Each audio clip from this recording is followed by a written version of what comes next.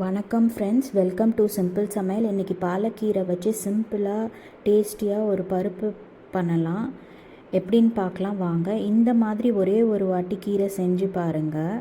வேறு எந்த மாதிரியும் நீங்கள் கீரை சாப்பிடவே மாட்டீங்க. ஒரு பவுலில் 1/2 டம்ளர் பாசிப்பருப்பு போட்டுக்கோங்க. அதை நல்லா கழுவிட்டு 1 டம்ளர் தண்ணி ஊற்றி 15 to 20 நிமிஷம் ஊற வச்சிடுங்க.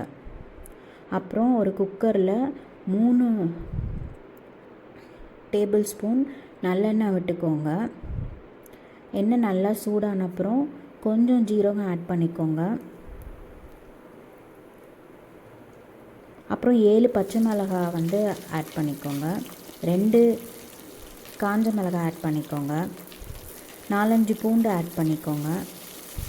நல்லா வதக்கி விடுங்க. அதுக்கப்புறம் 200 கிராம் சின்ன வெங்காயம் ஆட் பண்ணிக்கோங்க.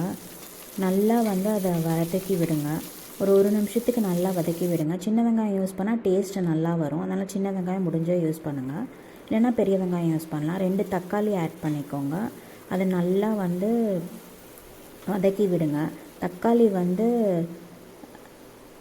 அதுக்கப்புறம் 1/2 ஸ்பூனு கல்லுப்பு ஆட் பண்ணிக்கோங்க. நல்லா 2 நிமிஷத்துக்கு வதக்கி விடுங்க.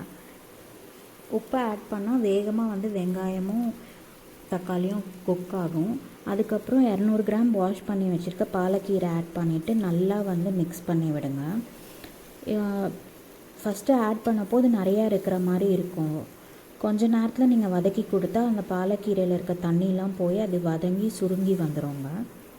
அது சுருங்குற வரைக்கும் நல்லா வதக்கி விடுங்க. பாலக்கீரை தான் நான் சாப்பிட்ட கீரை. இதே மாதிரி தான் அம்மா பண்ணி கொடுத்தாங்க. எனக்கு ரொம்ப பிடிச்ச கீரை. இந்த ரெசிபி தான் எனக்கு ரொம்ப ரொம்ப பிடிக்கும்.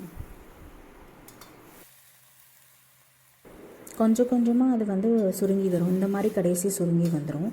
இந்த மாதிரி அது சுருங்கி வந்தப்புறம் நம்ம ஊற வச்சுருக்க பருப்பை சேர்த்துக்கோங்க. சேர்த்து நல்லா அதை மிக்ஸ் பண்ணி விடணும். அப்புறம் இன்னொரு கிளாஸ் தண்ணி ஆட் பண்ணிக்கோங்க.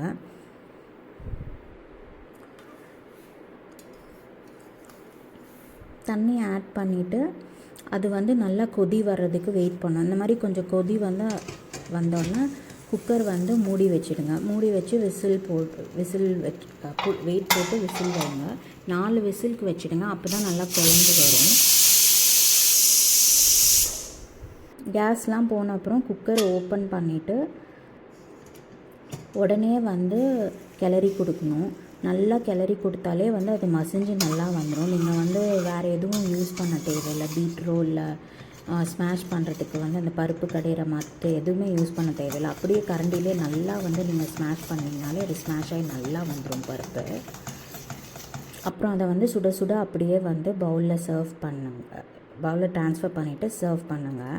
இது வெள்ளை சாதத்துக்கும் சப்பாத்திக்கும் ரொம்ப நல்லாயிருக்கும். பண்ணி பார்த்துட்டு எப்படி இருக்குதுன்னு எனக்கு கமெண்ட்ஸில் சொல்லுங்கள் ஃப்ரெண்ட்ஸ். இந்த மாதிரி நீங்கள் ஒரே ஒரு வாட்டி கீரை பண்ணி சாப்பிட்டிங்கன்னா வேறு எந்த மாதிரியும் நீங்கள் கீரை சாப்பிடவே மாட்டீங்க. தேங்க்ஸ் ஃபார் வாட்சிங். இன்னொரு சிம்பிள் சமையலோடு உங்களை மீட் பண்ணுறேன்.